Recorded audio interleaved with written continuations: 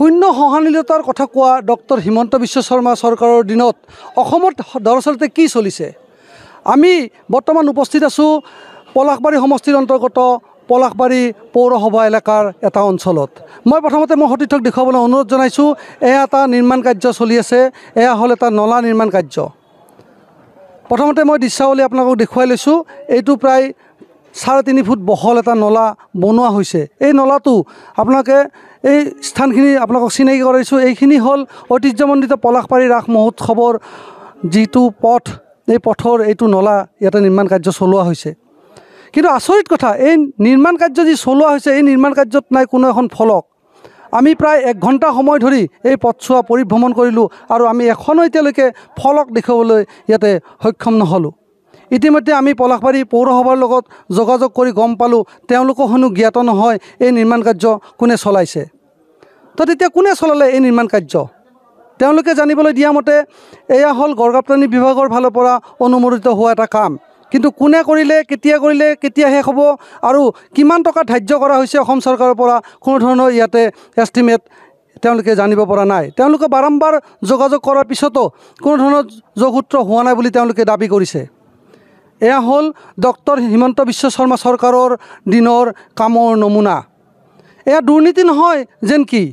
ৰাইজে জানিব লাগে নে নালাগে এতিয়া ৰাইজৰ ওচৰত আমি প্ৰশ্ন কৰিছোঁ এয়া হ'ল পলাশবাৰী পৌৰসভা এলেকাৰ অন্তৰ্গত এটা অঞ্চল যিটো অঞ্চলত এটা নলাৰ লগতে এটা পথ নিৰ্মাণ কৰা হৈছে কিন্তু ৰাইজ জ্ঞাত নহয় এই অঞ্চলত কিমান টকা চেংচন কৰা হৈছে এই নলাটোৰ ব্যাসাৰ্ধ কিমান এই নলাটোৰ বহল কিমান হ'ব লাগে দ কিমান হ'ব লাগে আৰু দীঘল কিমান হ'ব লাগে ৰাইজ জ্ঞাত নহয় যিটো পথ নিৰ্মাণ কৰিবলৈ আগবাঢ়িছে এই পথটো কেনেকুৱা ধৰণৰ হ'ব কোনো ধৰণৰ ইয়াতে এখন ফলক আমি প্ৰায় 1 ঘণ্টা সময় ধৰি আমি ইয়াতে দেখা নাপালোঁ আমি ডক্টৰ হিমন্ত বিশ্ব শৰ্মাক আমি এয়া ক'ব বিচাৰিছোঁ এয়া দুৰ্নীতি নহয়নো কি যদি দুৰ্নীতি হোৱাই নাই তেতিয়াহ'লে ইয়াৰে ফলকখন কিয় লগোৱা হোৱা নাই সেই আমি অনুৰোধ জনাইছোঁ ইয়াৰে এক উচিত তদন্ত হ'ব লাগে যিটো পৌৰসভাৰ এলেকাৰ এইটো অঞ্চল পৌৰসভাই যিটো কথা জ্ঞাত নহয় ইয়াৰ অন্তৰালত কি সোমাই আছে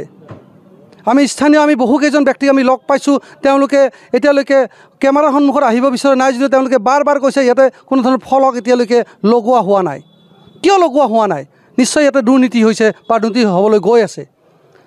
এয়া হ'ল ডক্টৰ হিমন্ত বিশ্ব শৰ্মা আপোনাৰ নেতৃত্বত চলি থকা অসম চৰকাৰৰ যি বিভাগীয় কৰ্তৃপক্ষ আছে যি ঠিকাদাৰ আছে তেওঁলোকৰ কামৰ নমুনা এইখিনিকৈ প্ৰাৰ্থনা মেলাই মাগিছোঁ ধন্যবাদ অসমৰ সংবাদ জগতখনৰ বাবে এক সুখবৰ নৰূপ নহাজেৰে প্ৰায় 30 বছৰীয়া অভিজ্ঞতাপুষ্ট সাপ্তাহিক কবচ পুনৰ এবাৰ ৰাজ্যৰ মাজলৈ স্বচ্ছাধিকাৰী প্ৰণীতা কলিতাৰ দ্বাৰা প্ৰকাশিত আৰু অমৰজ্যোতি প্ৰিণ্টাৰ্ছ গুৱাহাটী কমাৰ্চ কলেজৰ বিপৰীত ফালে মুদ্ৰিত আমাৰ ঠিকনা মুখ্য কাৰ্যালয় অসম ফৰেষ্ট স্কুল হৰিমন্দিৰ পথ গুৱাহাটী আৰু অস্থায়ী কাৰ্যালয় কলিতা মাৰ্কেট বিজয়নগৰ কামৰূপ অসম মোবাইল নং 9435114666 আৰু 7024722813 মেইল আইডি probhatiahom@gmail.com